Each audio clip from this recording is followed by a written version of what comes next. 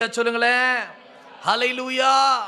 இப்ப ஆண்டவர் இழந்து போன நம்ம ஒரு பாவத்துல இருந்தோம், நம்மள தூக்கி எடுத்து இழந்து போனதை ரட்சிக்க அவர் வந்தாரு.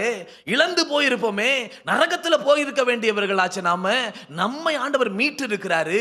இப்ப கர்த்தர் நமக்கு என்ன கொடுத்திருக்கிறாரு? இழந்து போன மகிமை, இழந்து போன கிருபை, இழந்து போன பரலோக ராஜ்யம், இவைகள் எல்லாவற்றையும் கர்த்தர் கொடுத்திருக்கு. உங்களுக்கு கொடுத்த ரட்சிப்பை உங்களுக்காக மாத்திரம் வைத்துக் கொள்வதற்காக அல்ல, மற்றவர்களுக்கு கொடுப்பதற்காக கர்த்தர் உங்களை ஆயத்தப்படுத்திக் கொண்டிருக்கிறார். ஹல்லேலூயா. ஒரு ஆமென் சொல்லலாமே.